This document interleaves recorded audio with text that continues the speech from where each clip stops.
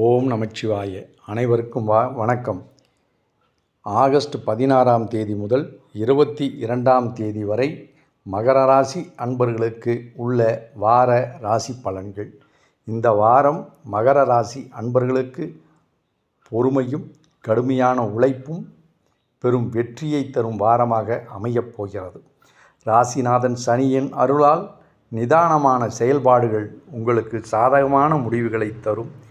எதையும் அவசரப்படாமல் நிதானமாக யோசித்து செயல்படுவதன் மூலம் நினைத்த காரியங்களை சாதிப்பீர்கள். மற்றவர்களின் தேவையற்ற விவகாரங்களில் தலையிடாமல் உங்கள் வேலையில் மட்டும் கவனம் செலுத்துவது நல்லது.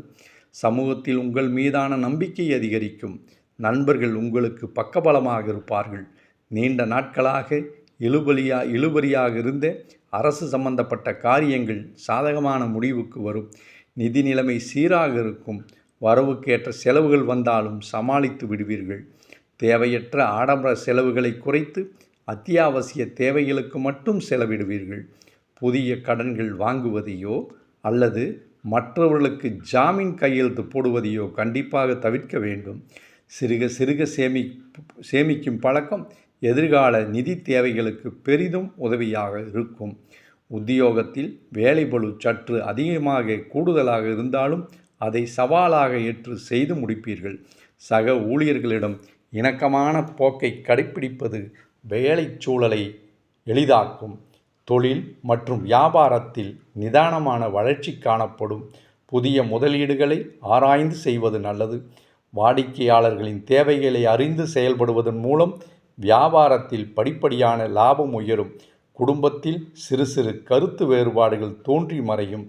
விட்டு கொடுத்து செல்வது அமைதியை தரும். வாழ்க்கை துணையின் ஆலோசனைகள் உங்களுக்கு முக்கியமான நேரத்தில் வழிகாட்டியாக அமையும்.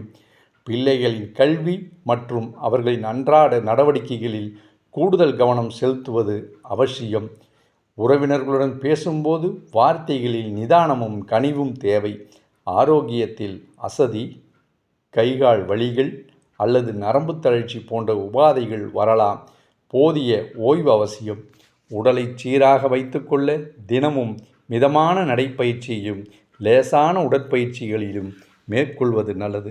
சனிக்கிழமை தோறும் ஆஞ்சநேயருக்கு வெண்ணெய் அல்லது துளசி மாலை சாற்றி வழிபடுவது தடைகளை அகற்றும்.